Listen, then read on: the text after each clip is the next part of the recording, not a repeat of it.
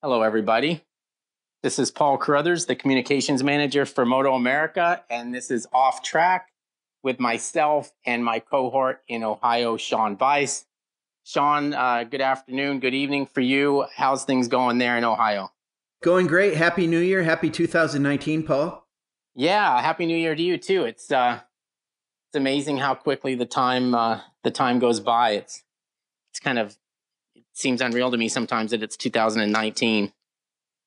Yeah, it is. Before we know it, we'll be into the race season, so won't be long now. Hey, I got a quick story I want to tell you. So I'm going to ask you, do you know what a beanie is? Yeah, it's a thing you wear on your head. Okay, is it a knit? Is it like a knit thing? Yeah. Is that what you guys call them? Yeah, like if you're going to rob a liquor store, you'd wear one of those and maybe pull it down over your face.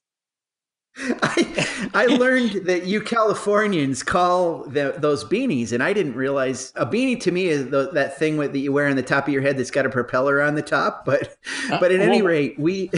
What do you guys call? What do you call a beanie? That's a beanie. Oh, this is my story. So where I grew up right across the border from Canada. So I call a beanie to me is the same thing that Steve Crevier and Pascal Picat and Miguel Duhamel call it, and they call it have you ever heard of a toque? I've heard the name, but I don't know why or how. That's precisely what it is where I grew up, and also in Canada. They call them a toque, but some people call them a stocking cap. But the reason I bring it up is, you know how some beanies have that ball on the top of them?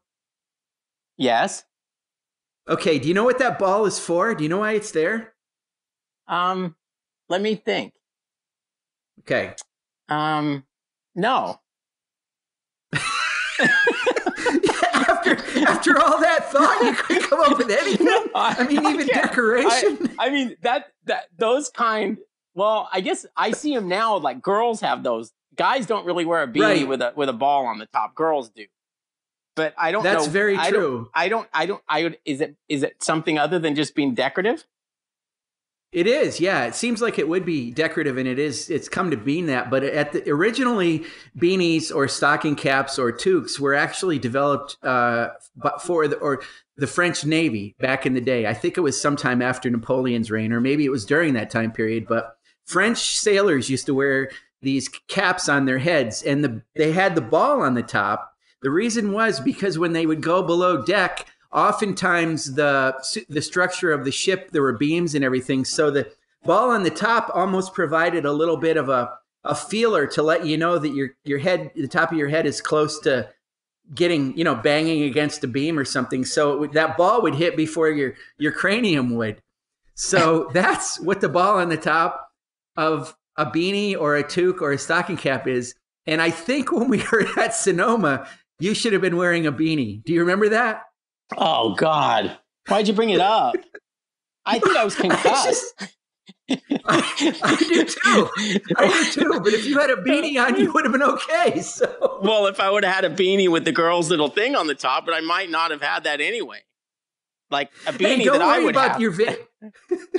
Don't worry about your vanity.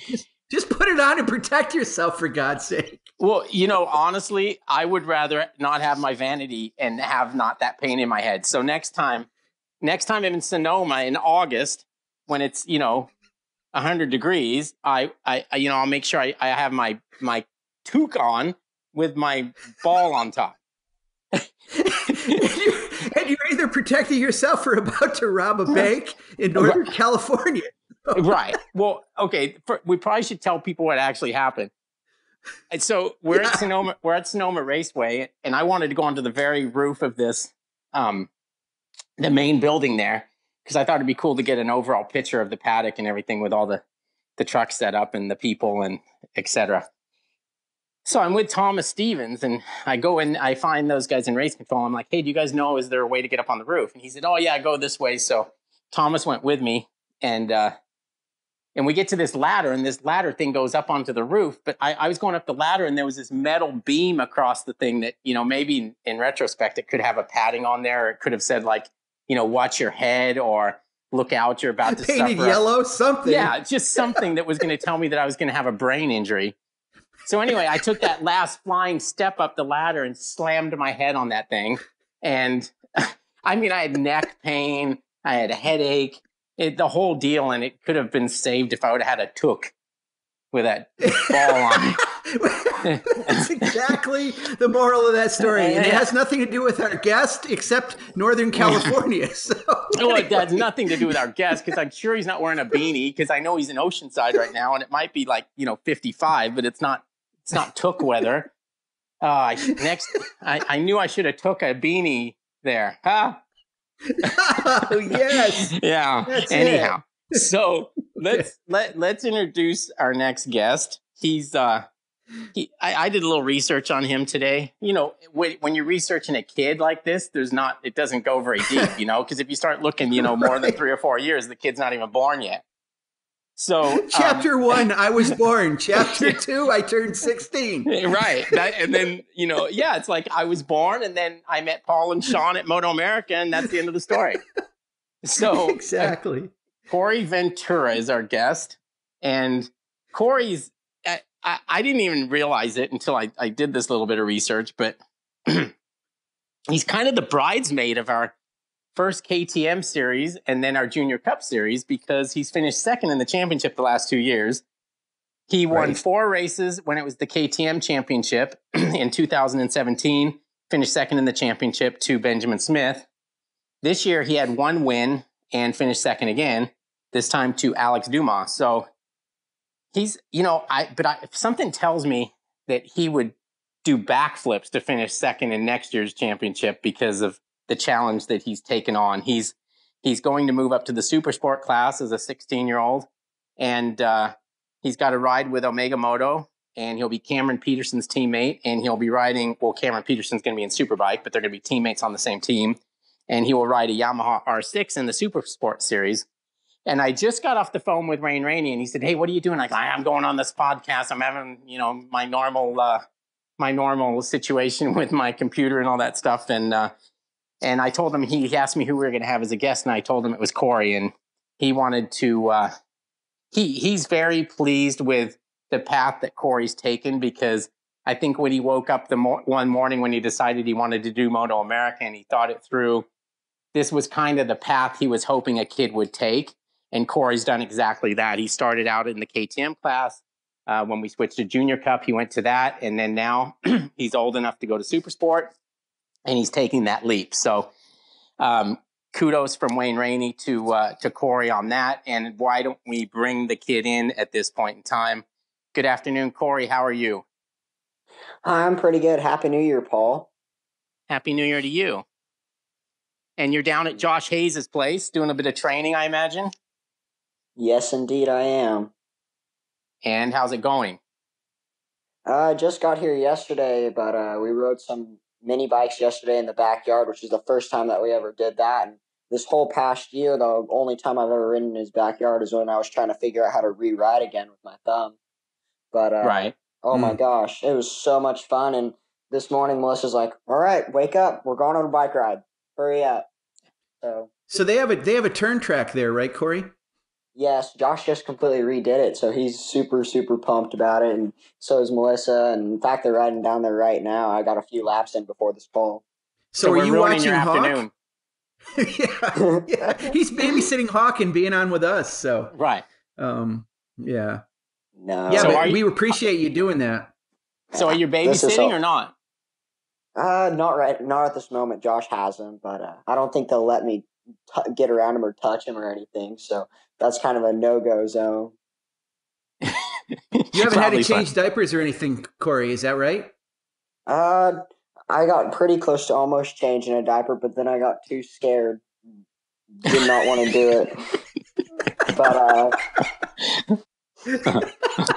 scared is a good word for it. Oh, wait, I heard they use cloth diapers. So, yeah, you got pins and everything involved there. That's really hard. I didn't know they use cloth. I didn't even know that was a thing anymore.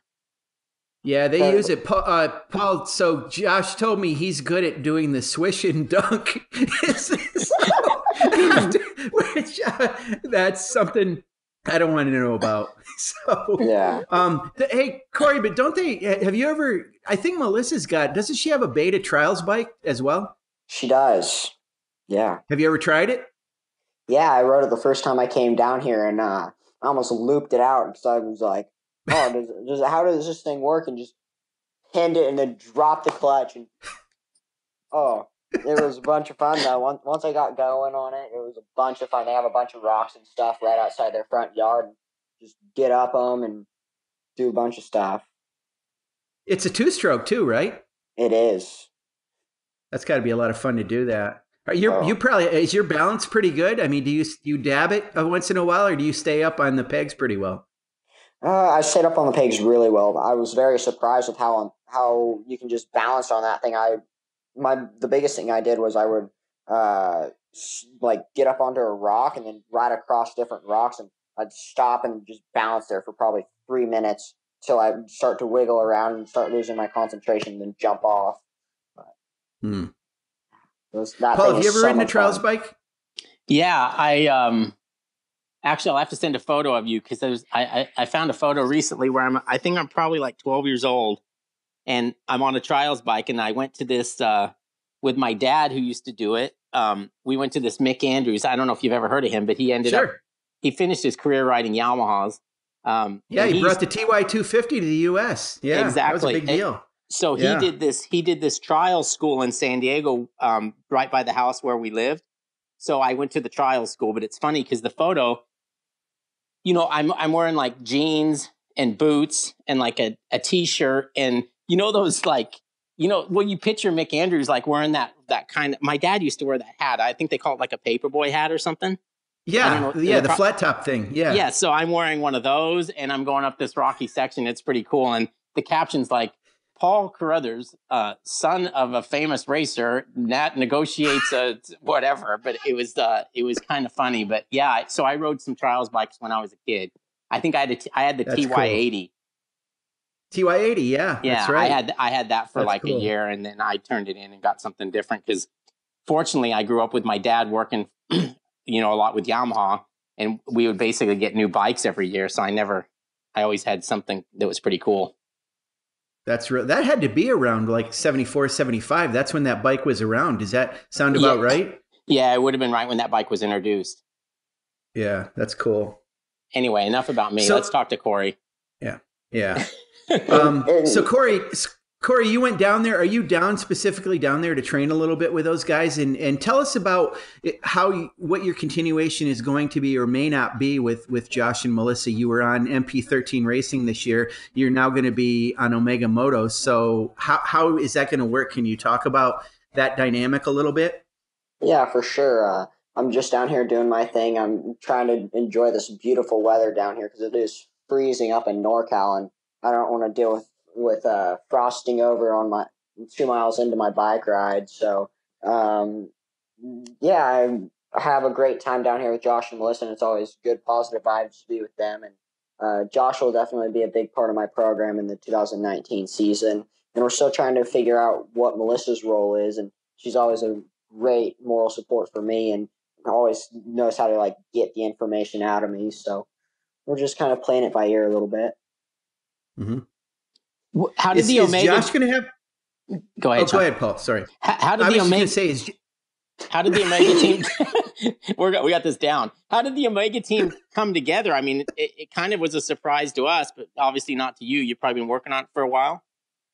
Yeah, we've been talking a little bit, but it was kind of crazy. I was up at Cameron Bobier's house, and we're sitting there. We go on a bike ride, and we're just kind of shooting the stuff and hanging out. And he's like, well, what are we doing for next year? Because we were talking about trying to go race World Supersport 300. And he was like, well, let me put in a quick phone call to a local guy, and let's see what he has to say. And we went and met Ken at Starbucks, and we got to talking, and Ken was very interested in maybe doing something with me for next year, and we just went on from there. Awesome. So, it's a pretty big step. I think you obviously realize that probably more than we do, but is it? I mean, you got to just be excited to try something new and to actually make that big of a jump. Yeah, for sure. It's every racer's dream to come up and get onto a 600 and be on a team and race against some really fast guys. I know this year there's going to be some really, really fast guys. So I just want to learn as much as I can right now and just keep on taking my steps forward. And I been riding some 600s a little bit, just trying to get ready for this season. And I'm starting to really notice how hard it is and how good JD and Hayden and Garrett Gerloff a year ago was on those things. It's just mind blowing. So we're just trying to take baby steps and go from there. Do you have a lot of testing planned, or? We have a little bit of testing planned, no dates to be exact yet. We're still trying to get my motorcycle together, but just trying to do some track days on a stock bike for a little bit, and then we're going to just start upgrading and taking a little bit on at each time so we don't just throw together a complete bike and go, okay, ride it. And as a racer, just could be completely lost jumping on a full super sport bike from a 300. I have a few, I don't know what to call them, almost, gosh, I'm blanking out right now. That's okay. Sean does that all the time. Yeah, I do. It's, hey, so Cory, tell us about this. I've been a little bit like a broken record with this, but you probably recall I had interviewed you and talked to you about this before. This idea of a transition from a 320cc motorcycle in Junior Cup up to a, whatever it is, 595, but a 600, a middleweight bike, and the fact that there isn't anything in between, and does there need to be one? Some riders feel like there does need to be a class, and they've maybe used what Superstock 600 was before. Some of them are thinking about Twins Cup. When I talked to you, you welcomed this jump and feel like you're almost more comfortable on this R6, at least from what you told me. Can you talk about that a little bit? Is that correct? Yeah, I'm definitely super, super comfortable. And like I was telling Sean a little bit earlier through texting, and I feel so comfortable on the R6. Like, I feel way more comfortable on the R6 than I ever felt on the 300. But I think, honestly, it kind of depends on the rider if there should be a step in between. For the guys around me and what we thought would be best for me, we thought it would just be best just to move straight up onto the 600. And so far, I like it a lot. Did the Junior Cup bike, you rode it for a while. I mean, obviously you rode a KTM and then you rode an R3. Did it feel slow to you? Did it slow down? I mean, the whole process after riding it for a while. A little bit, but I think when it really slowed down for me was when I went and rode Melissa's R1 at Button Willow Test, and oh yeah, it really slowed everything down. Yeah, that's a big leap for sure. But how'd you feel on that bike? Oh, it was so much fun. It was so funny. We were sitting there testing, and I'm having such a hard time throwing this little itty bitty R3 around, and Melissa's like, I'm sick and tired of you telling me that you can't throw this bike around. Just go ride my bike. And I'm sitting there just blank faced, my jaw on the ground, just can't say anything, and go out and ride it. And I was scared to death of looping that thing out, high siding myself, and by the end of the time I was riding it, I was having a blast with it. Mm. Are you about the same size as Tony Elias? I'm a No. little bit taller than Tony, I think, but I'm actually. Are you taller? Pretty close. Okay. I'm pretty close to Cameron. Cameron and I are eye level right now. Wow. I think you've grown in the past couple of years then. Yeah. Because I don't think you were as tall as Cameron a couple of years ago. You're still growing, obviously. Mm-hmm. I think I'm going to pass him up this next year. He's going to be really, really sad. I'm going to be looking down to him. I'm going to be poking him a little bit. Yeah, just give him that little chest poke, that he likes that. I try to do that to him all the time. He really enjoys being poked in the chest. Oh, yeah. How do you feel about that? Do you want to be taller, or do you feel like, obviously smaller of stature sometimes is an advantage on a bike? Yeah, I mean, I want to be a little bit taller, not maybe 2 inches, just that little bit more, so I just have that little bit more weight throwing around, transitioning on the bike and stuff. You definitely don't want to be too small, but you definitely don't want to be too big. Right. The bikes are pretty adaptable, though. I mean, you take somebody like Jake Lewis or Matthew Skoltz on that super bike, and somebody like Tony or Cameron's not as smaller a stature as Tony is, but it's amazing that the horsepower is a great equalizer on those bikes, wouldn't you say? Oh yeah, definitely. Are you concerned? Do you have any inkling, or have you heard anything about whether there are going to be a lot of Kawasaki's in the super sport class this year? And did you consider that bike just because, it's a pretty affordable bike coming in? We're expecting there might be a few on the grid.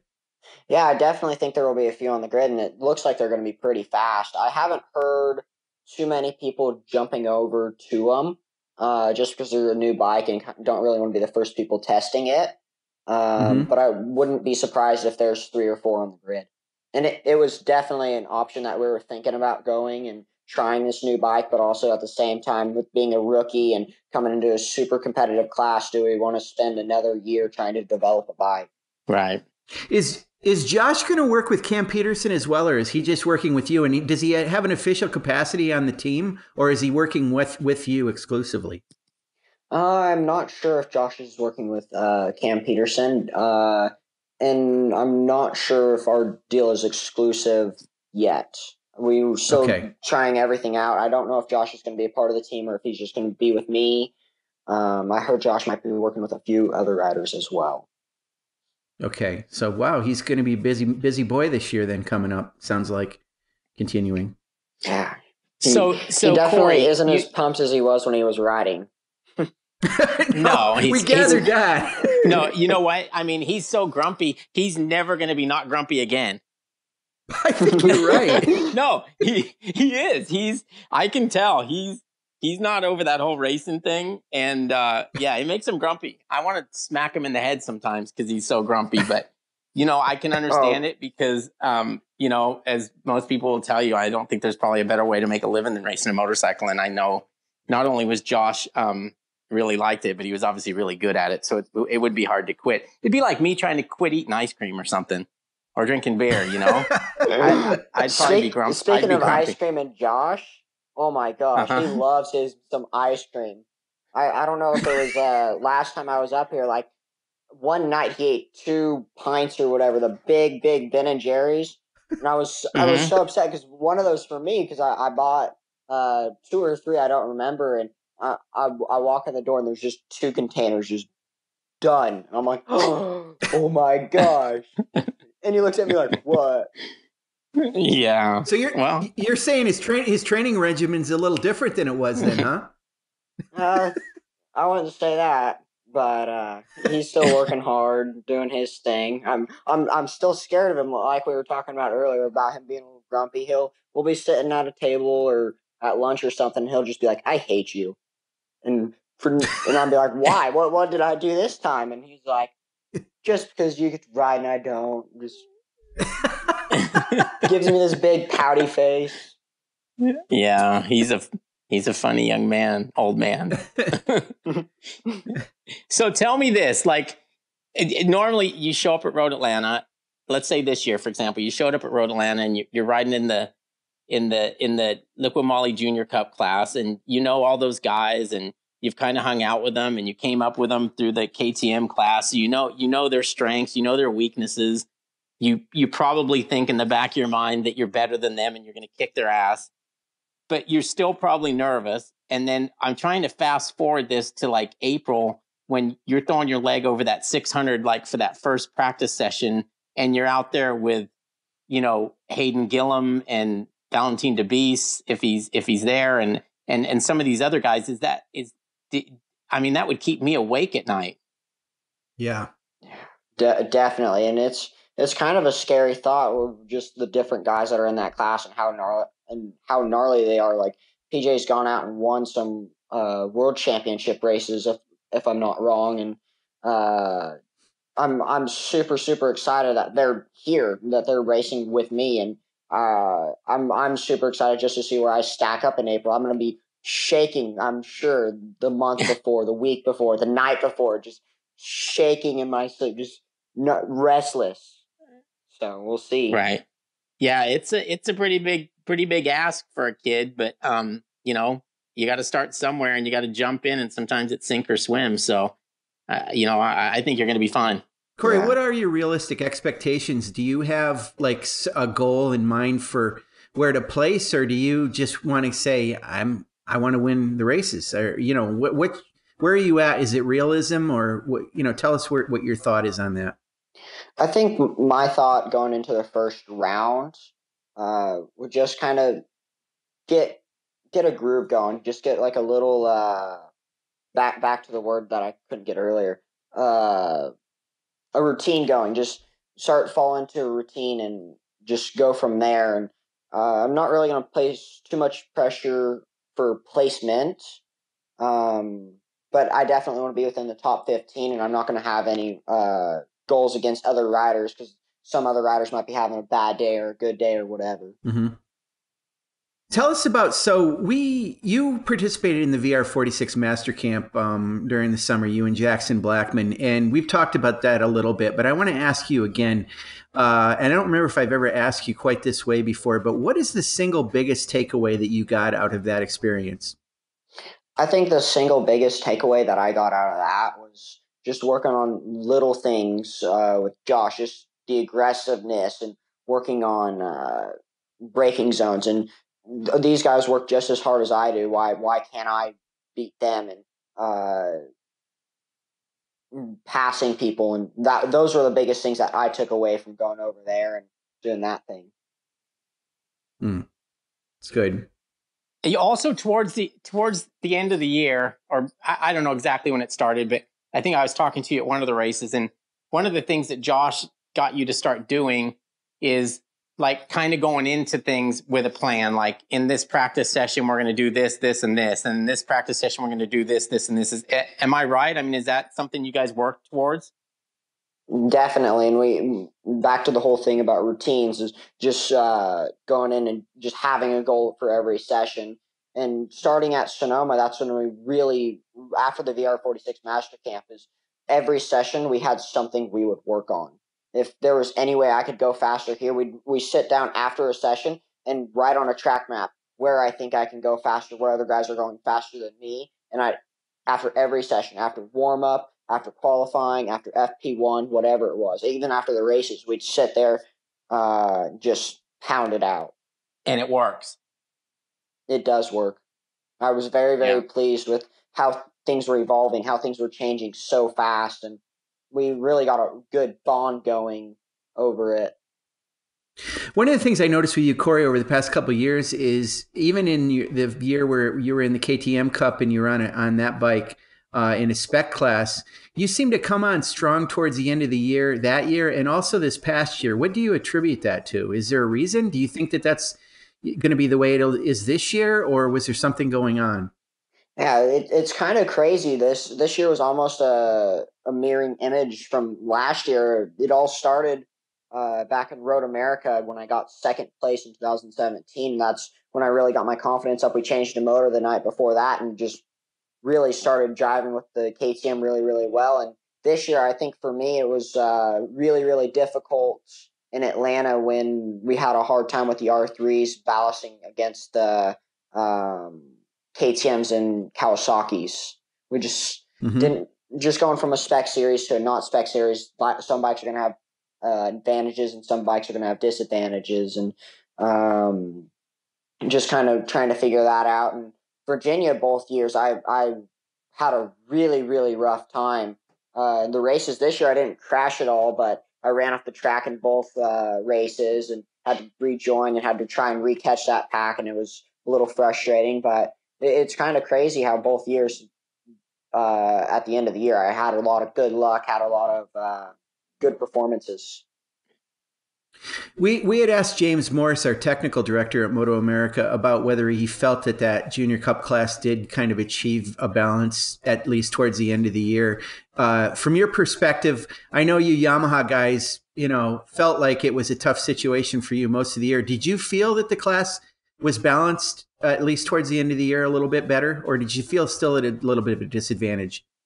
I definitely think it got better throughout the year, and with the Yamaha, we kept on trying to improve with the whole Graves program. We were working really, really hard on trying to improve getting off the corner and the torque of the bike. but with the torque of the Kawasaki's just getting off those really slow corners, we had nothing for them.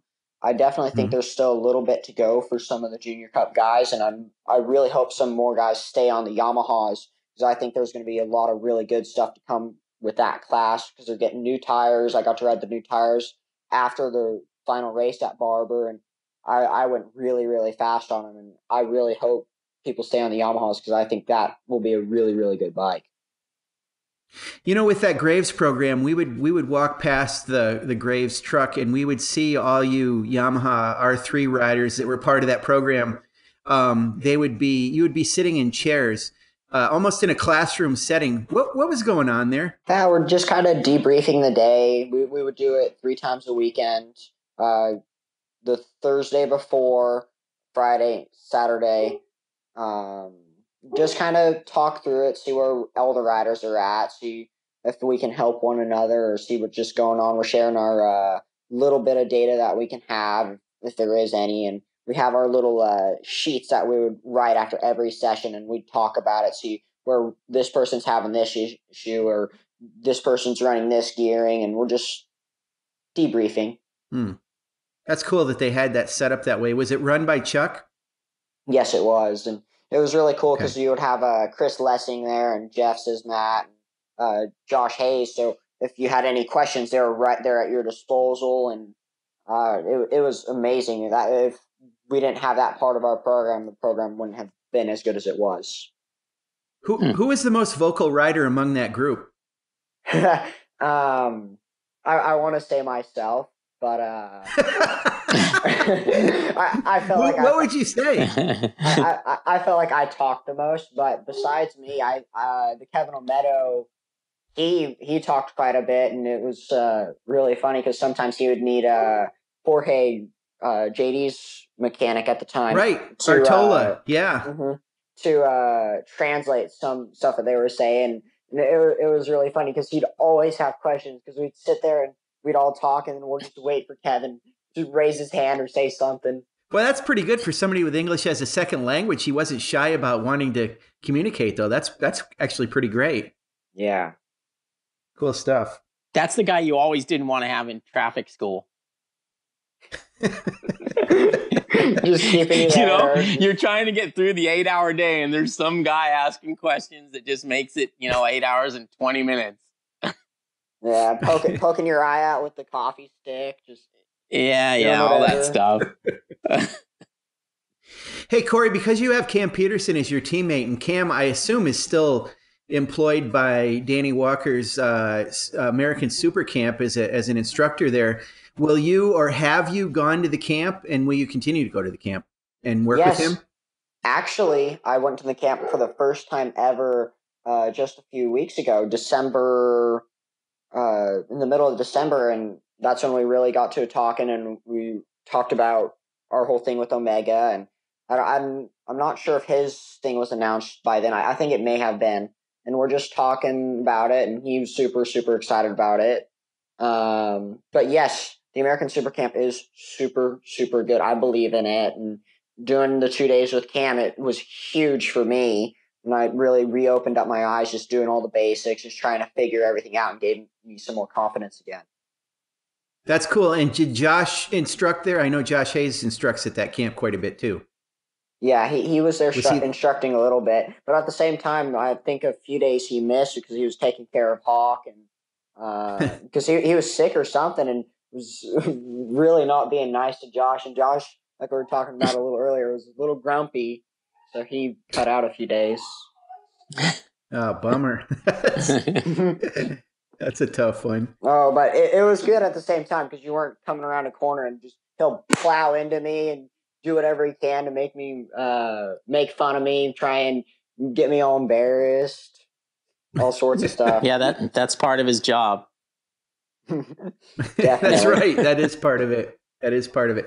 Now, Cory, earlier you were telling me, this is kind of ironic, that at one time, let me backtrack. You stay with Melissa and Josh a fair amount, and at one time, Cam Peterson, I believe, had an apartment that was owned by Josh and or Melissa, and now you told me that he's Cam, I don't think he lives there now. I think he was in Colorado or something last I knew. But you told me he was moving. Tell us about that a little bit. Yeah, I believe Cam Peterson's trying to move out to the Roseville area, and the whole Omega team is going to be really based out of NorCal. It's going to be really cool. It's kind of going to be like a family ran team, and we're all super, super cool with each other. And it feels like a very family atmosphere. That's terrific. And you got Cameron Bobier there as well. So there's a lot of fast NorCal guys up there. Wyatt Ferris is up that way too, right? Yes, he is. Is he going to ride in this year? Do you know? I do not know. I'm sure he is. I saw a post today or something about him doing an R6 dyno on his bike. So fingers crossed he comes back. I really, really like Wyatt. I think I can learn a lot from him. I heard he's pretty strong on the bicycle. Oh, I heard he's strong like too. a beast. I have not ridden with him, and I'm so scared too. Like, he never posts on Strava or anything. I see the occasional Instagram story. But Cameron was telling me he has some gnarly KOMs out in Santa Cruz or something. Right. Yeah, I've heard you don't want to ride with him. Oh, forget that. I'm over here just cruising around, doing my around the block, quarter mile, call it a day. Oh, yeah. Yeah, I've seen the Strava. You're doing that the Oceanside and back thing like every day. Yeah, a little coffee cup run. You haven't done, have you, I don't remember if I've asked you this before, but have you done that Palomar ride or not? Oh, I did it once last year. Oh my gosh. Did you cry? A horrible story. I did cry because I killed myself with the climb going out there. I didn't know what I was thinking. I was so pumped. I'm doing it. Ripped up this 1.5-mile climb before we get out there, and we start going up Palomar, and I'm dying. I have JD blowing past me, Jake Lewis blowing past me, and I just start crying. Probably 3 miles into the ride, up Palomar, and that's an 11-mile climb, and it was forever. Oh, describe what that is. Are you talking about Mount Palomar where they have the observatory? Yeah, you ride bicycles to the top of that. It's a road bike on a paved road? Yeah. It's a road bike. Yeah. Wow. And what's it like on the way down? Oh, it is so easier. Fast and definitely easier. It's scary at the same time because you can't really slow down too much, but it's freezing because you're like all sweaty going up, and at the top it's probably 30 degrees when we did it, and you fly back down and just freezing. Oh wow! Is it windy? It is windy. Yeah, it's pretty sketchy. Wow, like that's amazing. Somebody told me Hayden Gillum was really fast going down, which doesn't surprise me. I thought Hayden got like really, really far up the Strava list or something. Like he was one of the top guys on the descent. I heard Josh was really fast too. But when we did it, Josh blew a corner and almost went off the mountain. Wow. So that's scary. Yeah. Hey, Cory. Go ahead, Paul. You didn't let Jake Lewis, I was going to change subject.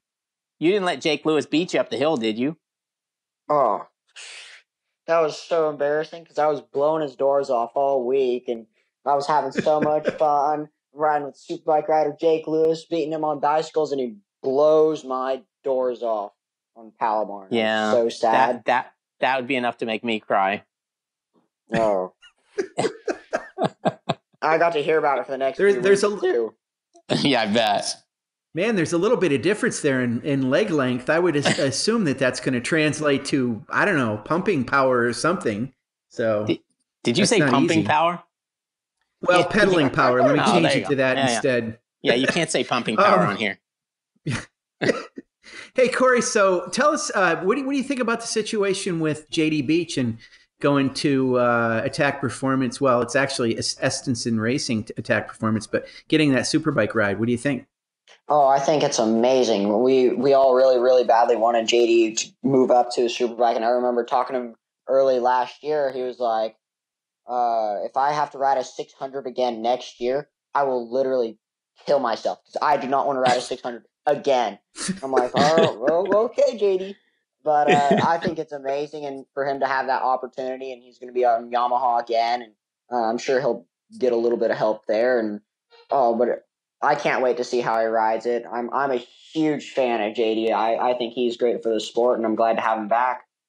You're probably glad that he's not in Supersport anymore, too, right? Now that you're going to be in that class, that helps a little bit. The weight was lifted off my shoulders when I saw the Road Racing World press release. I was like, whoa. I don't have to worry about getting lapped by that guy. Oh, that's funny. Do you have any inside knowledge or intelligence about any other riders that were in Junior Cup that may or will be moving up to Supersport besides you? Have you heard much? I have not heard anything about anyone else moving up to Supersport. It sounds like I'm going to be the only one. Wow. That'll be interesting. I know a few guys might be going to Twins Cup though, possibly. Yeah, is definitely. That true? I think there are some. I know Drake Beechimp is doing something with the Andy Palmer guy, but yes. Besides so he'll be on a Yamaha. Yeah. Okay, I've got a question for you. Since you're leaving those guys, you can speak highly of them or not so highly of them. But of all those guys that you lined up with in those, I guess, 3 years of KTM and Junior Cup racing, which one of those guys did you find the toughest guy to beat? Oh my gosh, that's a hard one. In all the years that it kind of depends, because my rookie season, I had a really, really hard time with everybody. I was all over the place. But for me, the hardest guy to beat at like his best was Alex. Alex really shined a lot. When he was not making mistakes or anything, he really could put his head down and put together some really fast laps, and was super, super consistent, and really would never give me an opportunity to gang up on him. All right. Fair enough. Cory, I don't know if you saw the post that we put up today, but there was a shot and you're in it, and it was a bunch of Junior Cup riders on scooters that are all kind of gathered around. And that I really like that photo because it kind of shows the camaraderie that you guys had within that class. Did you see that photo? Do you know which one I'm talking about? And did you guys have camaraderie in that class?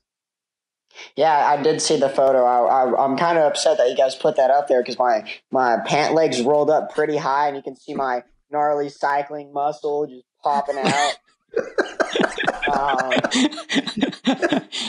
But yeah, all the Junior Cup guys are really, really close together. You might have one or two that are not very social, but all the others are very social. And it's pretty cool that we can all come off the racetrack and just have a good time, hang out with each other. Then you also have those 2 or 3 in the group that are ripping around on scooters, doing dumb stuff, crashing their brains out before they go out and race this weekend and getting in trouble.